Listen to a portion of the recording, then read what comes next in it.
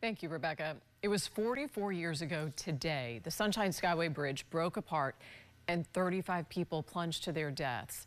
News Channel 8's Nicole Rogers spoke with both a diver who recovered the victims and an attorney who represented the ship's pilot as they both remembered that tragic day.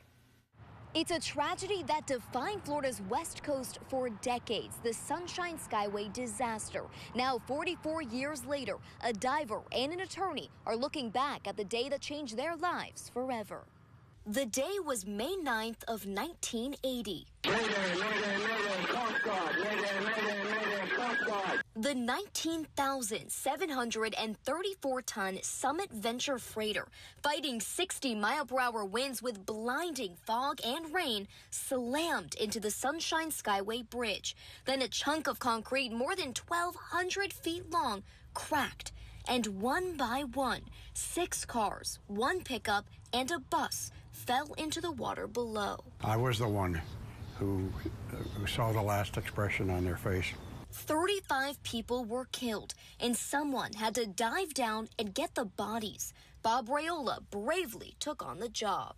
I said a soft prayer and apologized to each one of those victims that I picked up and removed from inside that bus, every single one of them. Get all emergency equipment out to the Skyway Bridge. The Skyway Bridge is down. Almost everyone blamed the ship's pilot, John Laro, but one Tampa attorney proved them all wrong. They brought in the National Weather Service.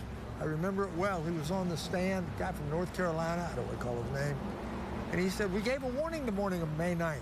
Many said Laro should have never taken the ship out that day because of that warning. But during the trial, the evidence cleared him. I said, "What time was the warning issued?" When he looked at it, all of a sudden he was silent. And then he turned red.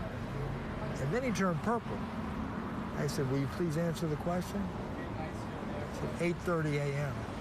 I said, "Well, tell me, it wouldn't have done much good for a pilot to hit the bridge at 7:34 a.m., would it?" Now, 44 years later, drivers passing by may notice a beautiful bridge that lights up the night sky. But for the people involved in that disaster, it serves as a solemn reminder of May 9th of 1980. Everybody has their own thoughts on that. I know that when Steve Urich sees it, he sees the courtroom, he sees John Laro.